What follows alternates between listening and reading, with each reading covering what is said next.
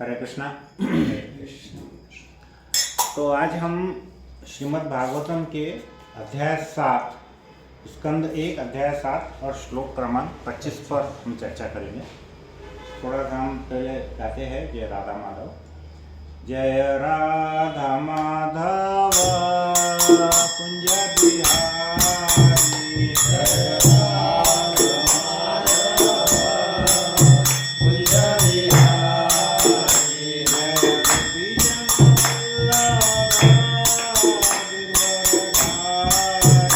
जय गोपी गिरधारी,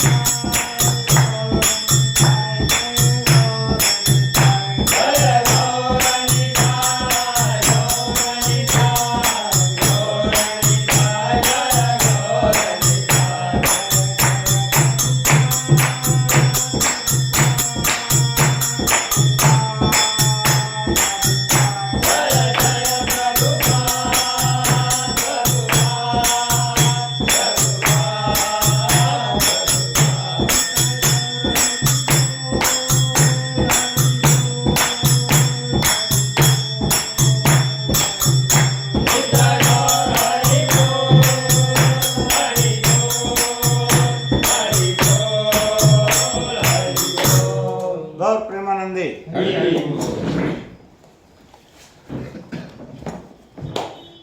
सभी वैष्णव से मैं प्रार्थना करता हूँ कि वो मुझे आशीर्वाद दे, विशेषकर राज गोविंद प्रभु। मेरी कोई पात्रता नहीं है, फिर भी भक्तों को हम प्रसन्नता प्रदान करने के लिए, गुरु को प्रसन्न करने के लिए हम अपना कोशिश करते हैं। तो अगर कोई त्रुटि हो तो मुझे क्षमा करिएगा। ये जो हम श्लोक क्रमांक 25 है, इसके थोड़े बारे में हम पहले पढ़ते हैं। ओम नमो भगवते वासुदेवाय, ओम नमो भगवते वासुदेवाय, नारायणं नमस्कृत्य नरं चैव नरोत्तमं देवीं सरस्वतीं व्यासं ततो जयमुदीरयेत्। नष्टप्रायेषु भद्रेषु नित्यं भागवत सेवया भगवत उत्तम श्लोके भक्तिर्भवति नैष्ठिकी कृष्णाय वासुदेवाय देवकी नंदनाय च नंदगोप कुमाराय गोविंदाय नमो नमः। ओम ज्ञान ज्ञानाञ्जनतिमिरान्धस्य ज्ञानाञ्जनशलाकया चक्षुरुन्मिलितं येन तस्मै श्रीगुरुवे नमः। श्रीचैतन्यमनोभीष्टं स्थापितं येन भूतले स्वयं रूप तदा मह्यं ददाति स्वपदान्तिकं वन्देऽहं श्रीगुरु श्रीयुतपदकमलं श्रीगुरून् वैष्णवांश्च श्रीरूपं साग्रजातं सहगण रघुनाथान्वितं तं सजीवं साद्वैतं सावधूतं परिजन सहितं कृष्ण चैतन्य देवं श्री राधा कृष्ण पादान सहगण ललिता श्री विशाखान्वितांश्च नमो ओम विष्णुपादाय कृष्णपृष्ठाय भूतले श्रीमते भक्तिवेदांत स्वामी निति नामिने नमस्ते सरस्वती देवे गौरवाणी प्रचारिणे निर्विशेष शून्यवादी पाश्चात्य देश तारिणे कृष्ण करुणा सिंधु दीनबंधु जगतपते गोपेश गोपिका कांत राधा कांत नमोस्तुते कांचन गौरांगी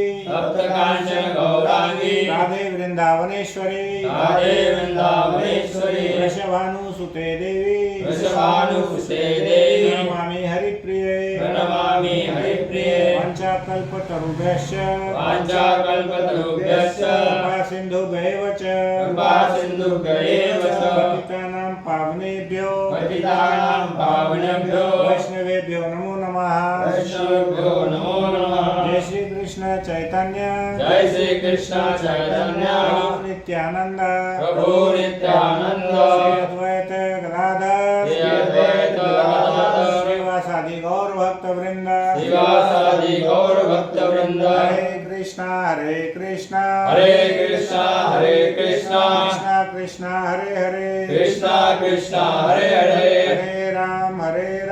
हरे राम राम हरे हरे हरे कृष्णा कृष्णा हरे हरे हरे राम राम हरे हरे हरे कृष्णा कृष्णा हरे हरे हरे राम राम हरे हरे हरे कृष्णा। तो पहले हम स्कंद 1 अध्याय 7 श्लोक क्रमांक 25 हम उसका हम रीडिंग करेंगे। सब बोलिए। तथायं चावतारस्ते भुवो बार्जिहीर्षया स्वानां च अन्य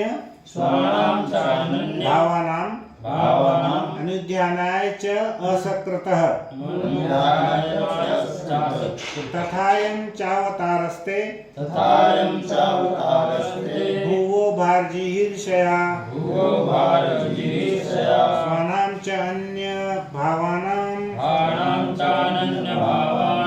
अनुध्यायाय च असकृतः तथायं चावरस्ते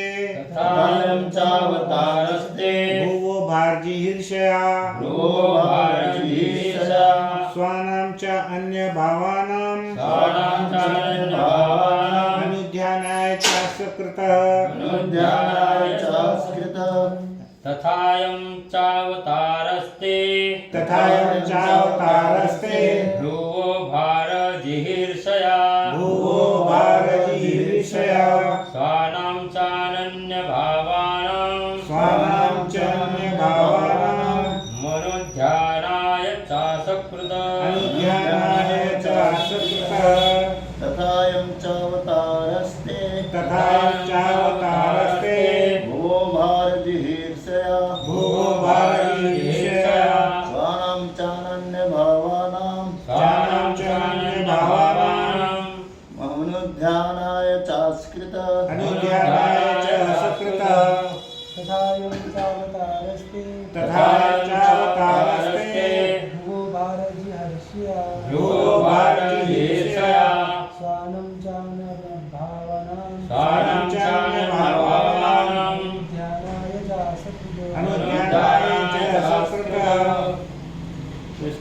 शब्दार्थ देखेंगे।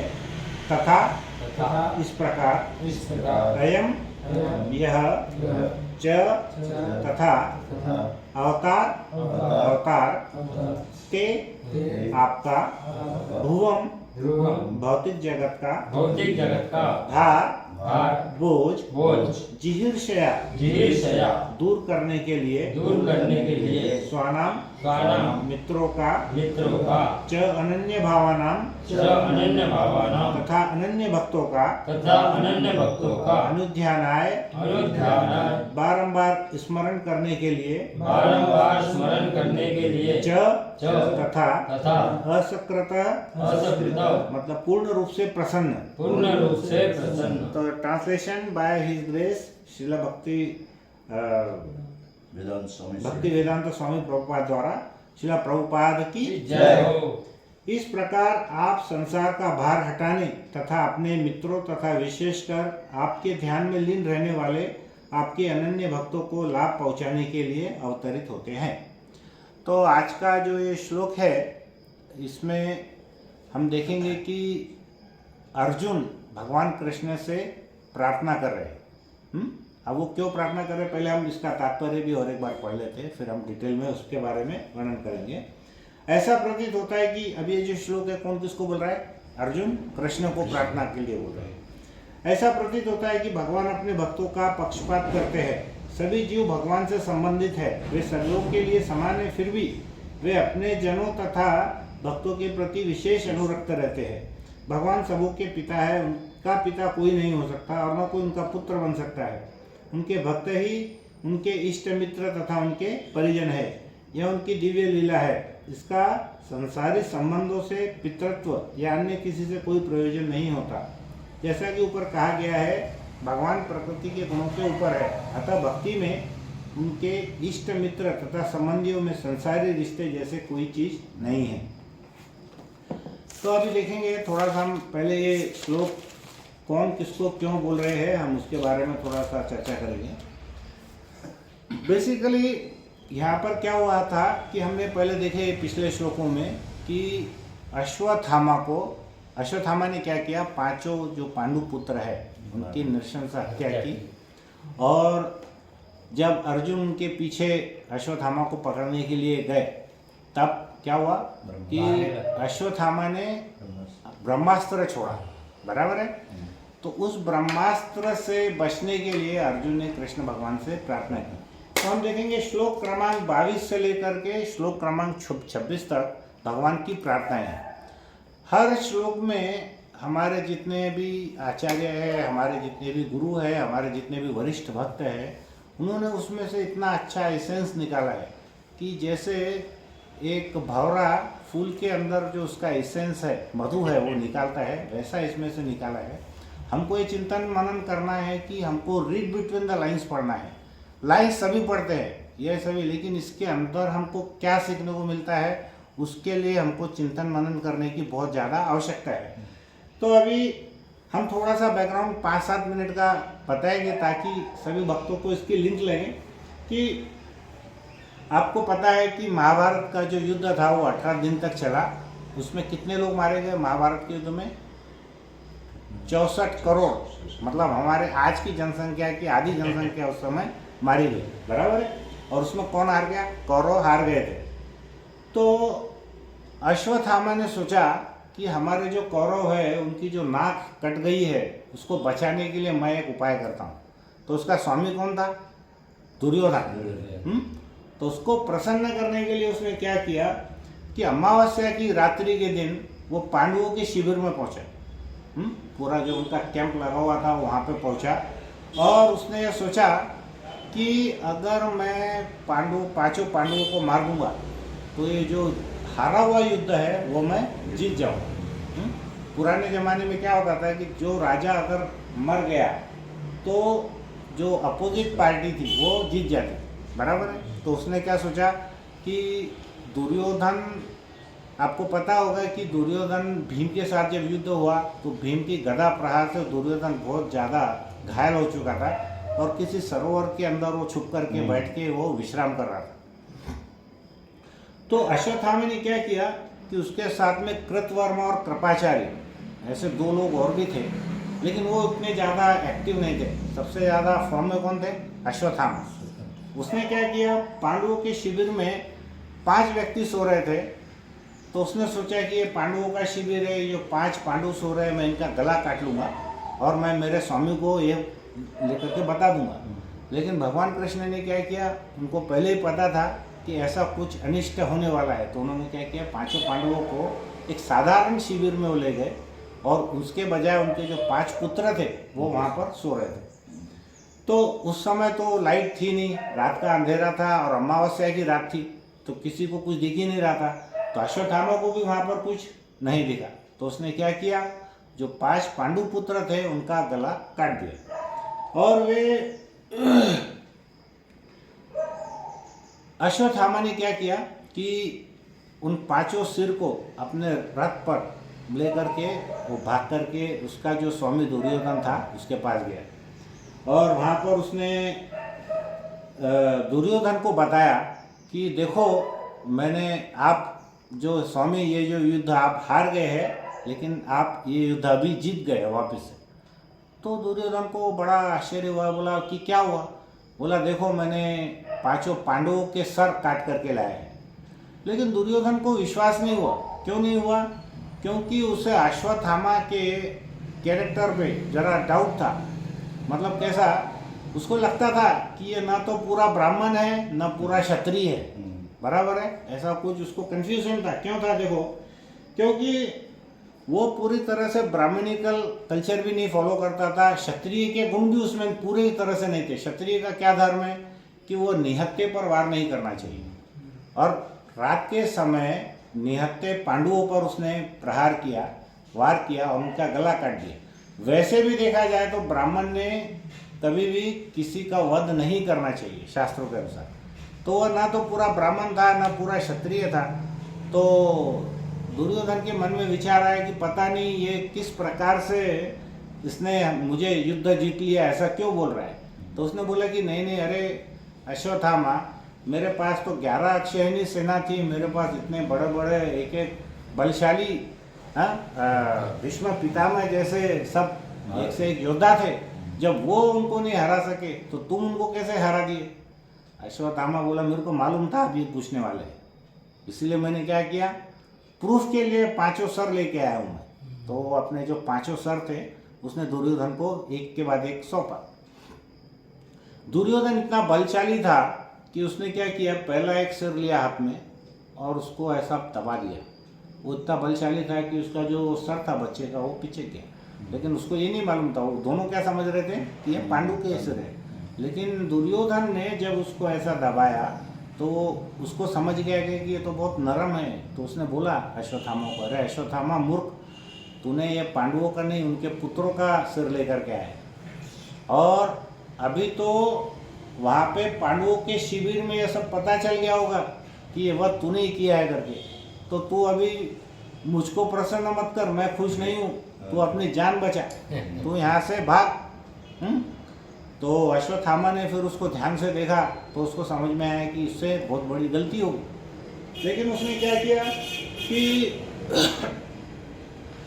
जैसे ही उसको पता चला तो उसको कि ये पांडवों के पुत्र है, तो और दुर्योधन ने भी उसको बता दिया अश्वत्थामा को कि तू यहाँ से भाग, वो तेरा पीछा करेंगे, तेरी मृत्यु बहुत नज़दीक है। तो अश्वत्थामा क्या किया, अपने घोड़ों पर बैठ करके, उसको तो पता नहीं था कौन सी दिशा में भागना है, वो सिर्फ भागने लग गया।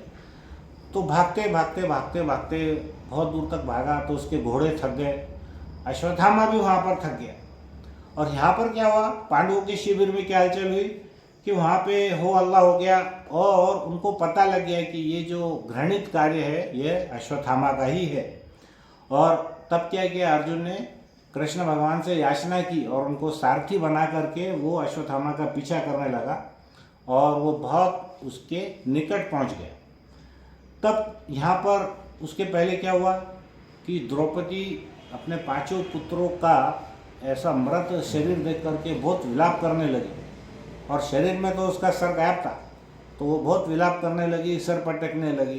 तो अर्जुन ने क्या किया, अर्जुन ने उसको वचन दिया कि मैं जब तक अश्वत्थामा का सर नहीं लाता हूँ तब तक मैं वापस नहीं आऊँगा, और आपको ये मैं वचन देता हूँ कि अश्वत्थामा का सर लाऊंगा, आप उसके ऊपर में स्नान करना और उसके बाद आपके बच्चों का वो जो अंतिम संस्कार करना। तो जब अश्वत्थामा ने देखा कि अर्जुन कृष्ण के साथ बहुत नज़दीक आ गया तो बहुत डर गया, उसको तो कोई मार्ग सूझ नहीं रहा था क्योंकि वो बहुत डरा हुआ था। तो उसने क्या किया, उसके पास में अब एक ही उपाय था उसका, जो ब्रह्मास्त्र था, जिसको प्रभुपाद बोलते हैं न्यूक्लियर वेपन, आणविक हथियार। तो उसने क्या किया, उसका मंत्र पढ़ा और मंत्र पढ़ करके पांडवों के पूरे समूल विनाश करने के लिए उसने वो ब्रह्मास्त्र को छोड़ दिया। तो आप अभी ये सोचिए कि हम खड़े हैं, सामने ब्रह्मास्त्र आ रहा है और कृष्ण भगवान हमारे साथ में हैं। अगर ये स्थिति होती तो हम भगवान से क्या बात करते या क्या मांगते, और यहाँ पर अर्जुन ने क्या मांगा है, ये इसमें बहुत बड़ा हमको डिफरेंस देखने को मिलेगा।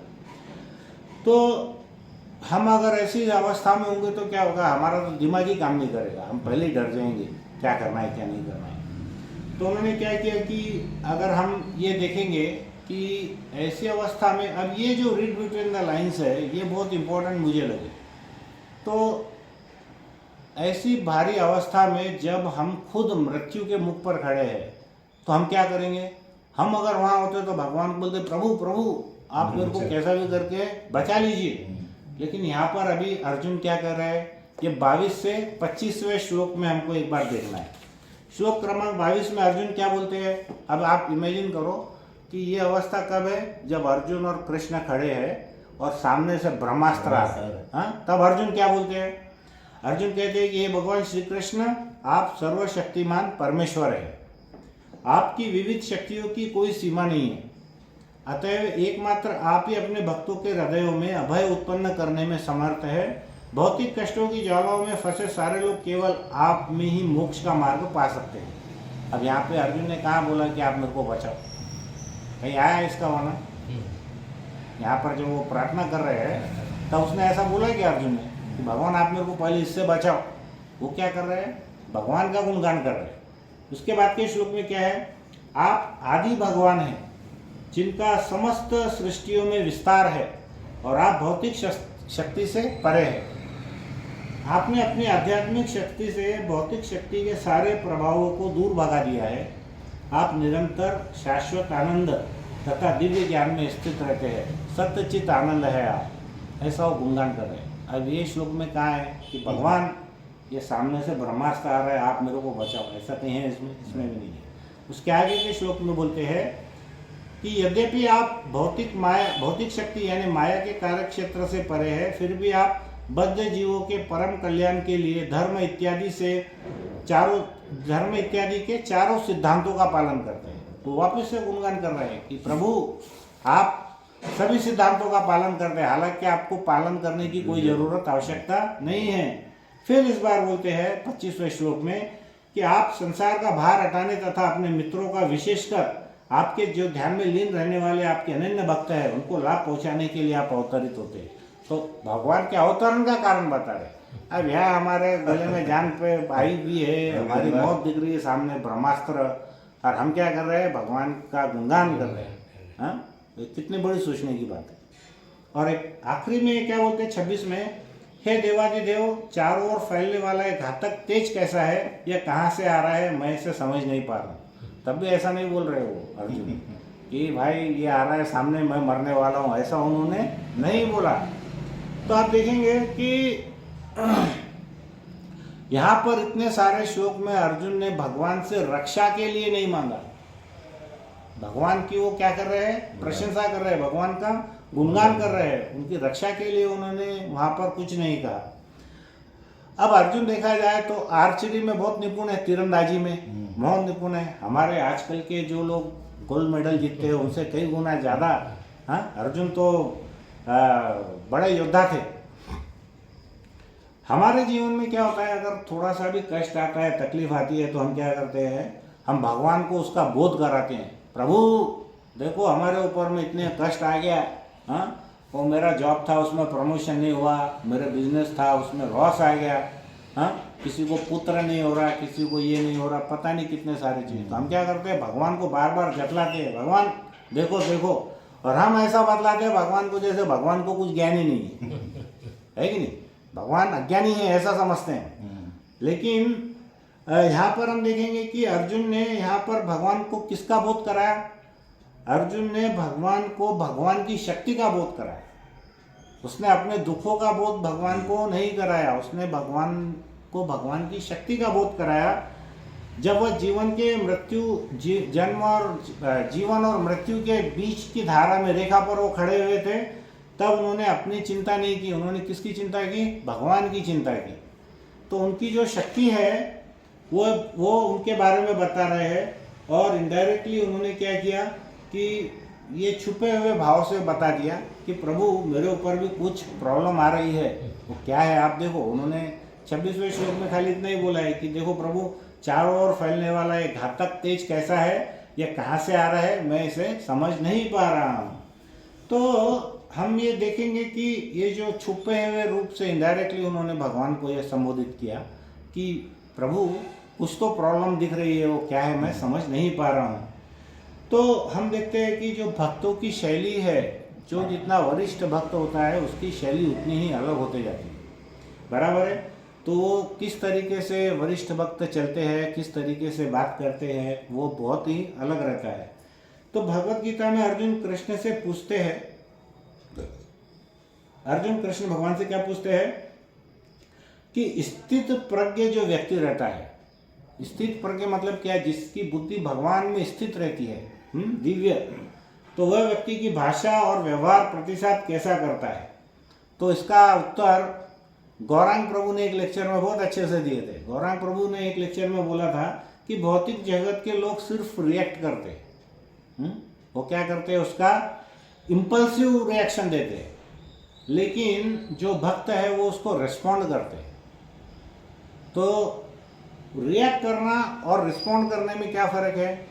जैसे मान के चलो हमने कोई प्रश्न किसी को पूछा, तो उस पर बिना विचार किए हम हमारा रिएक्शन प्रतिक्रिया देते हैं, लेकिन जो बड़े भक्त है वो उसको ध्यान से सुन करके फिर उसके बारे में वो उसका आंसर देते हैं। तो हम ये देखेंगे कि जो लोग, जो हमारे दिव्य भक्त है, सीनियर डिवोटीज है, वो हमेशा शरणागति में रहते हैं, भगवान की शरण में रहते हैं। तो यहाँ पर हमने देखेंगे कि अर्जुन तो भगवान की कई बार शरण ले चुके थे, पर हम भी नई नई भक्ति में जब आते हैं तो एक ऐसा ग्राफ है, जब हम एकदम शुरू में भक्ति में आते हैं ना, तब हमको कोई उस एक्सपेक्टेशन नहीं रहता। शुरू में हम क्या करते हैं कि हमारी जो अपेक्षा है वो शून्य रहती है। हम बोलते हैं अरे भाई, जैसा प्रभु जी हमको बोलते हैं, गुरु जी हमको बता रहे हैं, हम बिना किसी अभिलाषा के हम भक्ति करेंगे। लेकिन थोड़ा टाइम होने के बाद, 2, 4, 5 साल होने के बाद फिर हम क्या करते हैं, दूसरे भक्तों को देखते हैं, बहुत सारे लेक्चर सुनते हैं, फिर हमको लगता है कि अरे हमको तो प्रभु जी पूछ ही नहीं रहे, या हमको सीनियर डिवोटी नहीं मान रहे, हाँ, हमको प्रसाद में गुलाब जामुन नहीं मिला, दूसरों को तो 2 मिले। ऐसा अनेक प्रकार के भाव हमको आते हैं। जैसे अभी हम पूना टेम्पल में जाते हैं तो वहाँ पे क्या होता है, प्रसाद के कूपन मिलते हैं, लेकिन वो कूपन ख़त्म हो जाते हैं कुछ समय के बाद। फिर कोई एक आधा सीनियर वक्त वहाँ जाता है, उसको अगर उन्होंने बोल दिया कि भाई अभी कूपन नहीं है, तो हर्ट होता है, अरे मैं इतना सीनियर हूँ, ऐसा कैसा, मुझे कूपन क्यों नहीं मिला? तो क्या होता है, हमारी अपेक्षा बढ़ने लगती है। और फिर जब वो बहुत ज़्यादा सीनियर हो जाते हैं, 10 साल 15 साल के बाद में, तब वापस वो क्या होता है, अपेक्षा रहित हो जाते हैं। फिर उनकी अपेक्षा कुछ नहीं रहती, क्योंकि उतने वो मैच्योर हो जाते हैं।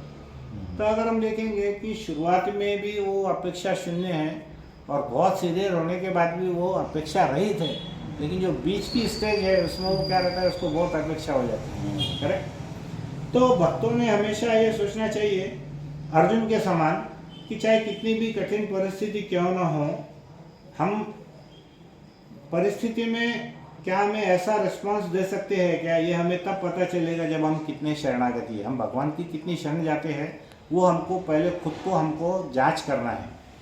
तो जो सभी पांडवों जो है वो भगवान के, सभी पांडवों में क्या क्या विशेषताएं थी मालूम है? एक चीज सभी पांडवों में बहुत कॉमन थी, जो बहुत सोचने लायक है हमारे जो भौतिक जिंदगी है उसके लिए। तो उसमें क्या थी कि वो भगवान द्वारा आयोजित कोई भी परिस्थिति के अंदर में वो कोई प्रश्न नहीं पूछते थे। अब आप देखिए इनका शुरू से इतिहास देखिए। सबसे पहले तो क्या हुआ, उनके जो पिता थे पांडु महाराज, उनका देहांत हो गया था, उनकी माता ने उनको पाला, ठीक है। ये पहले पिता का नहीं रहना ये भी बहुत बड़ा दुख है। उसके पश्चात क्या हुआ, लाक्षागृह में उनको जलाने का प्लान किया कौरवों ने। उन्होंने भगवान को प्रश्न पूछा, कहीं आपने पढ़ा क्या? प्रभु को पूछा किसी ने, तो प्रभु ये लाक्षागृह में हमको क्यों जलाए, वाई मी? उसके पश्चात द्यूत क्रीड़ा में हार गए वो, जुआ में। उसके पश्चात द्रौपदी का वस्त्राहरण हुआ, लेकिन उन्होंने कोई प्रश्न नहीं पूछा।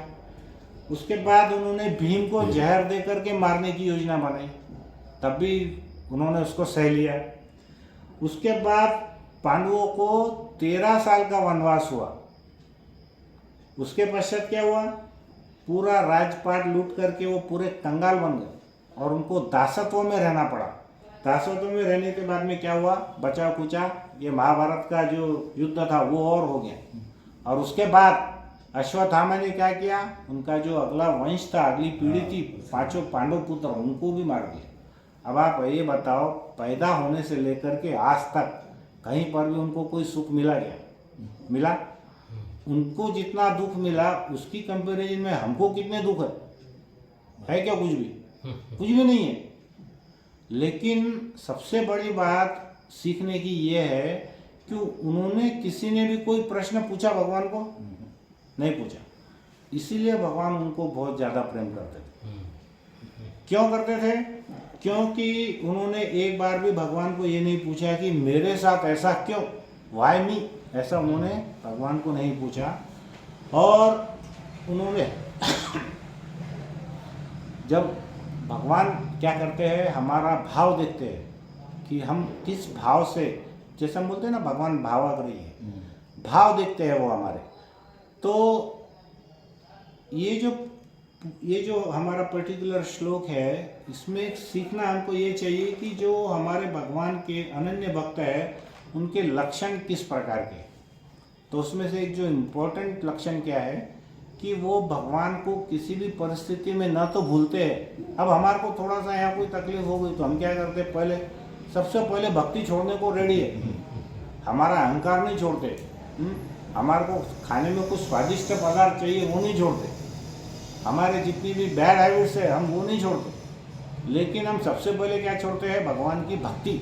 लेकिन जो हमारे अनन्य भक्त है वो क्या करते हैं, जितना ज़्यादा दुख आया उतना ज़्यादा वो भगवान के भक्त बने। ये बात मानते हैं कि नहीं मानते आप? पांडवों के पूरे जीवन काल में और दुख उनका बढ़ता ही गया, कभी कम हुआ नहीं। पहले पिता मर गए और लास्ट में ये सब चीज़ें हो गई। उनकी स्त्री का, मतलब द्रौपदी का वस्त्रहरण, आज तक के कोई भी कहानी में या कथा में इतना ज़्यादा प्रसंग जो बुरा लगने वाला है दिल को कभी भी नहीं हुआ कि भरी सभा में किसी स्त्री का ऐसा अपमान हुआ। हाँ, और 5 जो पांडु के पुत्र थे उनका भी उन्होंने वध कर दिया उस अश्वत्थामा में। तो एक प्रसिद्ध घटना है यहाँ पर, जो मैं थोड़ा सा 2 छोटी छोटी कहानी बताऊंगा। इसमें हमको क्या सीखना है, इन कहानियों के माध्यम से हम हमारे शरीर में भौतिक जगत से कैसे लड़ेंगे और भगवान के प्रति हमारी आस्था कैसे बढ़ेगी, भगवान के प्रति हमारा विश्वास कैसे बढ़ेगा, भक्ति कैसे बढ़ेगी, हमको उसके बारे में 2 छोटी छोटी कहानियाँ हैं।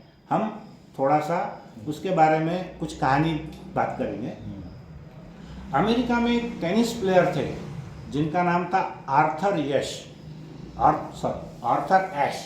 नाम था? आर्थर एश। टेनिस के प्लेयर थे, विंबलडन में खेलते थे वो। तो 1980 के दशक में और 90 के दशक में वो बहुत भी फेमस थे। उन्होंने बहुत सारे प्राइज जीते वहाँ पर। और युवावस्था में उनको पता चला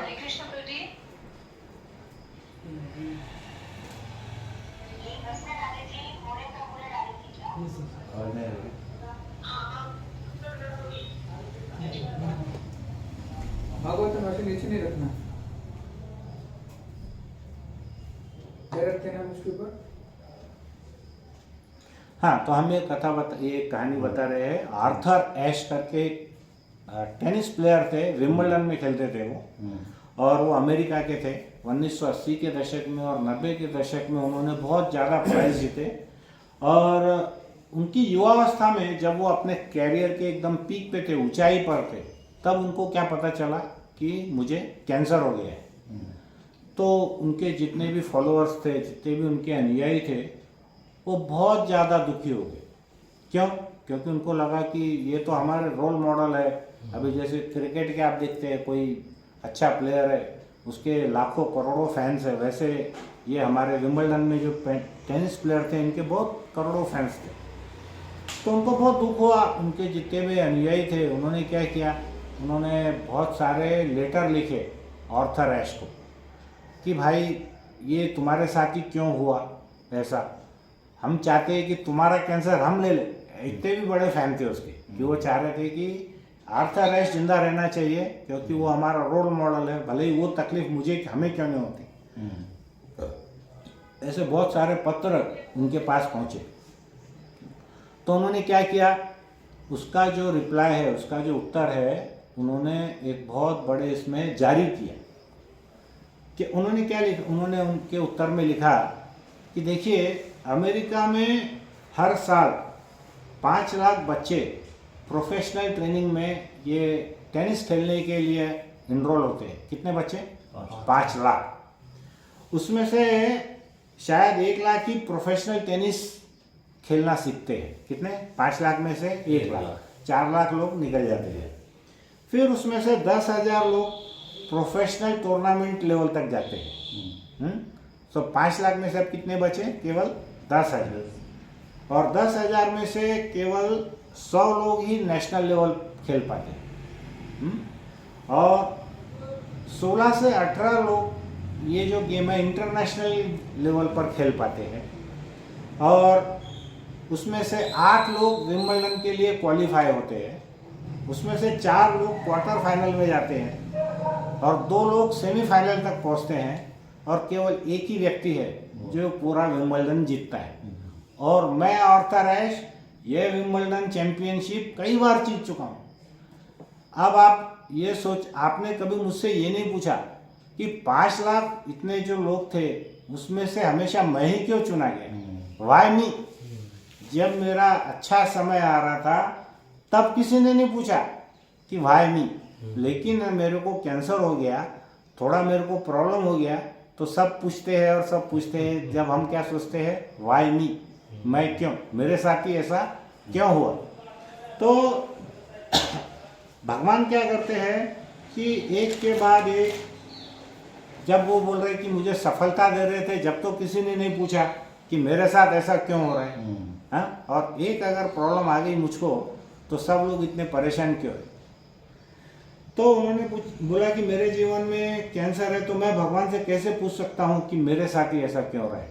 जब इतना मेरे साथ अच्छाई हुई, तब तो मैंने भगवान को नहीं पूछा कि मेरे साथ ही क्यों, मेरे साथ ही ऐसा क्यों। और अब थोड़ी सी तकलीफ आई तो मैं भगवान को फिर कैसे पूछ सकता हूँ कि मेरे साथ ही क्यों। तो ये जो उत्तर था उनका, ये बहुत सेंसिटिव है, संवेदनशील है। इसको हमें अपने जीवन में बहुत ही ज़्यादा उतारना चाहिए। तो भक्त कौन है? जो शरणागति को स्वीकार करता है। भगवान की शरणागति को जो स्वीकार करता है वही भक्त है। उसको हमेशा दृढ़ विश्वास रहता है कि भगवान मेरी रक्षा हमेशा करेंगे और वही करेंगे। किंतु क्या होता है, जो रक्षा करने का जो कैलकुलेशन है भगवान का अलग टाइप का है, और कैलकुलेशन के जो हमारे पैरामीटर है वो अलग टाइप के हैं। बराबर है? तो हम सोचते हैं कि भगवान मुझे इस साल बिजनेस में लॉस है, थोड़ा प्रॉफिट ला दो। भगवान मुझे मेरे बॉस ने फायर किया है, या मेरा बॉस मुझसे खुश नहीं है, मेरा प्रमोशन करो। तो हमारा जो कैलकुलेशन है वो कैसा है? हमारे बहुत सीमित संकुचित लेवल पे है। लेकिन भगवान का जो कैलकुलेशन है वो कैसा है? बहुत विस्तृत है। वो बड़े पैमाने पर भगवान देखते हैं कि अगर इसको मैं अभी बिजनेस से निकालूंगा तो हो सकता है आगे जाके ये भगवान की भक्ति करेगा और ये बहुत अपने आप को भगवान को समर्पित करेंगे, हमको पता नहीं है। तो पहला ये जो कहानी थी, इससे हमको क्या सीखने को मिला। अब आप देखेंगे कि जैसे पांडवों ने भगवान को कभी कोई प्रश्न नहीं पूछा, बराबर है, हमेशा वो शरणागति रहे। उसी प्रकार से भौतिकवादी होते हुए भी जो टेनिस प्लेयर है आर्थर एश, उसने भी भगवान को कभी प्रश्न नहीं पूछा। उसने ये सोचा कि जब मेरे को इतनी सफलता मिल रही थी तब तो मैंने भगवान को नहीं पूछा कि भाई 5 लाख लोग में से सिर्फ मैं ही क्यों, तब तो नहीं पूछा मैंने। लेकिन अब मुझे कैंसर हो गया तो मैं पूछ रहा हूँ कि भगवान मैं ही क्यों, राइट। इसका और एक कहानी है, ये बहुत सुंदर कहानी है। ये हम दूसरी कहानी है यहाँ पर। एक बालाजी के भक्त थे, उनका नाम था अनंताचार्य। क्या नाम था? अनंताचार्य। अब हम तिरुपति बालाजी के बारे में जब भी बात करते हो तो हमको क्या ध्यान आता है? सबसे पहले लड्डू, बराबर है, या फिर कुछ लोग मुंडन करके आते हैं, तो तब हमको पता चलता है।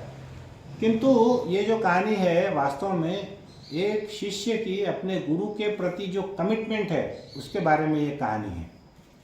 तो ये जो कहानी है ये 1017 वर्ष की है, अभी आज 2022 चल रहा है, मतलब करीब करीब 1000 साल पहले जब रामानुजाचार्य धरती पर हमारे अवतरित थे। उनके हजारों शिष्य थे, उसमें से हजारों शिष्य ब्रह्मचारी थे और कुछ गृहस्थ भी थे जो उनके शिष्य थे। तो जो सप्तगिरी पर्वत है वहाँ पर तिरुपति बालाजी में 7 पर्वतों का एक समूह है, उसको सप्तगिरी पर्वत बोलते हैं। तो वो जैसे अनंत शेष के जो 7 फन हैं उसके हिसाब से वो अनंत शेष का एक विशाल रूप ऐसा माना जाता है, जिसका जो सिर है वो बालाजी है। उसके बाद अहोबिलम का आपने नाम सुने? अहोबिलम, जहाँ पर नरसिंह भगवान की लीलाएं हुई प्रहलाद महाराज के साथ, तो वो उसका पेट है। और एक श्री शैलम करके एक स्थान है, वहाँ पर उस जो अनंत शेष है उसकी पूंछ है, ऐसा माना जाता है कि इतना बड़ा वो अनंत शेष का शरीर है। तो क्या होता था उस समय में, भगवान को वहाँ पे फूलों की सेवा करने का कार्य था। अब आप सोचिए 1000 साल पहले वो जो तिरुपति बालाजी का मंदिर था वो कैसा था? बहुत भयानक जंगल था वो पूरा। आज भी हम देखते हैं वहाँ पे बहुत जगह बोर्ड लिखे है कि यहाँ पे हिरन है या शेर है, सावधान रहिए। वहाँ पे 2 व्हीलर से लोगों को जाने की परमिशन नहीं है, खाली बस में या 4 व्हीलर में ही जा सकते हैं आप। तो उसमें क्या हुआ कि रामानुजाचार्य ये चाहते थे कि उनका कोई भक्त तिरुपति बालाजी में जाकर के फूलों की सेवा करे। पत्रम पुष्पम फलम तो भगवान क्या चाहते हैं कि मुझे पत्र से, पुष्प से, फूल से या पानी से मेरी सेवा की जाए। वो हमारा बनाया हुआ कुछ आइटम नहीं मांग रहे, भगवान ने ही बनाया है, भगवान उसी को हमको अर्पित करने को बोलते हैं, ठीक है। तो रामानुजाचार्य ने पूछा कि वहाँ पर कौन भक्त जाने वाला है। अब उस समय लोगों को मालूम पड़ा कि अरे वो तो बहुत बड़ा घना जंगल है, वहाँ पे शेर है, सर्प है, विषैले सर्प है, तो वहाँ पर कोई जाने के लिए तैयार नहीं हुआ। लेकिन जो एक गृहस्थ थे उनका नाम था अनंताचार्य, वो तो शादीशुदा थे, उनका गृहस्थ भी था, फैमिली भी थी, लेकिन वो बोले कि मैं वहाँ पर जाऊँगा। तो अनंताचार्य ने क्या किया, वो वहाँ पर तिरुपति बालाजी पहुँचे और वहाँ पहुँचने के बाद में उन्होंने क्या किया, वहाँ तो सब पहाड़ थे और हमको अगर फूल लगाना है, उगाना है, तो उसको पहले धरती को हमको लेवल करना पड़ेगा, प्लेन करना पड़ेगा, साफ़ सफाई करनी पड़ेगी। तो उन्होंने उसको पूरा साफ़ किया और वहाँ पर बहुत मेहनत करते रहे रात दिन, और उन्होंने क्या किया, बहुत सारे फूलों के वृक्ष वहाँ पर लगा दिए। तो ऐसा कहा जाता है कि जो हमारे वैष्णव है वो अगर तिरुपति जाते हैं तो सबसे पहले अनंताचार्य के घर का दर्शन करते हैं, और उनका जो कमान लगी है उनके घर के बाहर, उसमें एक मूर्ति है। उस मूर्ति में क्या है, एक ऐसी टोकरी लगी हुई उनकी मूर्ति में बाजू में। मतलब वो क्या करते थे, जितने भी फूल रहते थे वो उठाते थे और अपने टोकरी में डालते थे। तो उनकी पूरी ज़िंदगी इसी में चली गई। तो वहाँ पर उन्होंने क्या हुआ कि सभी प्रकार के जो फूल थे उस समय केवल बालाजी को ही अर्पित होते थे। मतलब कोई स्त्री सुंदर फूलों से अपना गजरा या जूड़ा ऐसा कुछ नहीं बनाते थे। जितने भी फूल थे वो क्या करते थे, सब भगवान को ही अर्पित होते थे। और ये जो हमारे अनंताचार्य है, ये वात्सल्य भाव से भगवान की सेवा करते थे। तो एक बार क्या हुआ, फूल चुनते हुए एक काले कलर के ब्लैक कोबरा ने, सर्प ने उनको डस लिया। और वे इतने बड़े भक्त थे बालाजी के कि बालाजी भगवान उनसे साक्षात आदान प्रदान बातचीत करते थे। लेकिन उस समय क्या हुआ, जैसे ही सर्प ने उनको काटा तो बालाजी ने क्या कहा, उनके भक्तों को बोला कि जाओ उस अनंता को, अनंताचार्य का नाम क्या बोलते थे, अनंता को मेरे पास लेके आओ। तो जब उनको वो अपने पास लेकर के आए तो उन्होंने पूछा कि अरे अनंता, तुमको सांप ने काटा है क्या? तो उन्होंने कहा कि प्रभु, जिस व्यक्ति के रूप में ऑलरेडी 6 सांप है तो उसको 7वां सांप काटेगा भी तो क्या फर्क पड़ने वाला है। तो बालाजी भगवान बोले यार 6 सांप क्या है, मतलब अरे प्रभु आपने तो भगवत गीता में बोला है ना, 7-6 प्रकार के सांप ऑलरेडी है जो हमको दिन रात डसते हैं। वो क्या है, काम क्रोध मद लोभ मोह मत्सर। तो उन्होंने बोला प्रभु ये 6 सांप तो हमको दिन रात काटते हैं, अभी 7वें ने काटा तो क्या फर्क पड़ने वाला है। बालाजी बोले अरे तू अब ये फिलॉसफी की बात मत कर, अभी तू ये बता कि तेरे को सर्प ने काटा है या नहीं काटा है, उसके बारे में तू बता। तो अनंताचार्य ने उसका जो उत्तर दिए वो बहुत बहुत बहुत ज़्यादा हृदय स्पर्शी है। उन्होंने उत्तर तो तमिल में दिए थे, लेकिन उसका एक इंग्लिश जो ट्रांसलेशन है वो ऐसा था कि if the biter is stronger than the bitten then your servant will continue service in Vaikuntha. मतलब बाइटर मतलब सांप, अगर सांप और बिटन यानी जिस व्यक्ति को काटा है, अगर सांप स्ट्रांग है, उसका जहर ज़्यादा स्ट्रांग है जिस व्यक्ति को उसने काटा, तो उसमें क्या प्रॉब्लम है, वो वैकुंठ लोक में आपकी वहाँ पर भी वही सेवा करने वाला है। हाँ? और उसका दूसरा, if the bitten is stronger than the biter, जिस व्यक्ति को सांप ने काटा है अगर वो सांप से ज़्यादा स्ट्रॉन्ग है तो भी क्या प्रॉब्लम है, that person will continue service in this Vaikuntha. अगर उसको सांप अगर स्ट्रांग है, सांप ने उसको काट लिया और उसकी मृत्यु हो गई तो भी कोई प्रॉब्लम नहीं है, क्योंकि वो आपके उस वैकुंठ में आपकी सेवा करेगा। लेकिन यदि सांप से ज़्यादा वो काटने वाला स्ट्रांग है और उसकी मृत्यु नहीं हुई तो भी क्या प्रॉब्लम है, वो आपके इस वैकुंठ में सेवा करेगा। है तो चाहे वो वैकुंठ हो चाहे ये वैकुंठ हो, जब तक वो सेवा करता है वो वैकुंठ में ही निवास कर रहा है। तो उससे उसको क्या फर्क पड़ा, समझ में आया बात? चाहे सांप मरे या वो व्यक्ति मरे, क्या फर्क पड़ने वाला है? हाँ, वो व्यक्ति, हम जो भक्त है वो क्या करने वाले हैं, हमेशा भगवान की सेवा ही करने वाले हैं। तो व्हाट इज द प्रॉब्लम, उसमें प्रॉब्लम क्या है, कुछ भी प्रॉब्लम नहीं है।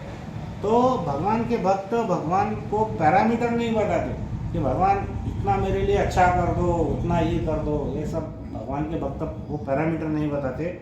वो ये भी नहीं बताते कि भगवान मेरी रक्षा कैसी करनी है। भगवान जानते हैं कि भक्तों की रक्षा कैसी करनी होती है। तो यदि हम होते तो हम भगवान को क्या बोलते, अरे प्रभु ये सब आपने लगा दिए, मेरे पीछे सांप काट दिया, CCTV कैमरा हमारा कुछ लगाते थे, हमको पहले दिख जाता था सांप उसमें, हम वहाँ जाते ही नहीं। तो अनंताचार्य ने कभी भी कंप्लेन नहीं की। तो सभी वरिष्ठ भक्त ऐसे भाव में रहते हैं। हम सभी ये वरिष्ठ भक्तों को गुरु महाराज से हम प्रार्थना करनी चाहिए कि हमारी ज़िंदगी में भगवान से हमने कभी प्रश्न नहीं करना चाहिए, हम कैसे शरणागति भाव में रहना चाहिए। और जैसे प्रभुपाद ने श्रील उनके जो गुरु महाराज थे भक्ति सिद्धांत सरस्वती ठाकुर, उनको भी कभी प्रश्न नहीं पूछा। उन्होंने एक ही प्रश्न पूछा कि गुरु महाराज मैं आपकी सेवा, how can I serve you, मैं आपकी सेवा कैसे कर सकता हूँ। तो एक्चुअली मेरा कोई इतना लेवल नहीं है, लेकिन आप सब लोग आशीर्वाद दीजिए ताकि मुझ में ये कुछ गुण आए और मैं हमारे गुरु महाराज से प्रार्थना करूं कि प्रभु how can I serve you. और जो पांडवों का जो चरित्र था, जिससे हमने ये देखा कि जितने शुद्ध भक्त है वो कितनी भी कैलेमिटीज क्यों नहीं आती, कितनी भी त्रासदी क्यों नहीं आती, लेकिन वो हमेशा भगवान को सरेंडर रहते हैं। और पांडवों से भी ज़्यादा शुद्ध और बड़ी भक्त उनकी माता थी कुंती। कुंती महारानी क्या बोलती थी भगवान को कि भगवान मुझे और ज़्यादा अधिक कष्ट दो ताकि मैं आपका हमेशा स्मरण कर सकूं। तो हमको ये श्लोक से आज ये सीखने को मिला कि भगवान के अनन्य भक्त जो है उनकी जो लक्षण है वो किस प्रकार के। ठीक है, तो हम यहाँ पर हमारा लेक्चर हम समाप्त करते हैं। कोई त्रुटि हुई तो हमको क्षमा करिएगा। हरे कृष्ण। हरे कृष्ण हरे कृष्ण। अग्रवाल प्रभु की जय। अरे प्रभु जी, राजगोविंद प्रभु ने मेरी कोई पात्रता नहीं है उनके सामने बोलने की। मैंने कोशिश किया है कि हमारे भक्तों को कुछ आनंद मिले, मेरी सोल में कुछ प्यूरिफिकेशन। प्रेरणा देते ना, प्रेरणा मुझे आपसे लेना है सबसे। प्रभु जी देते हैं। प्रभु जी देते हैं। ठीक है, हरे कृष्ण।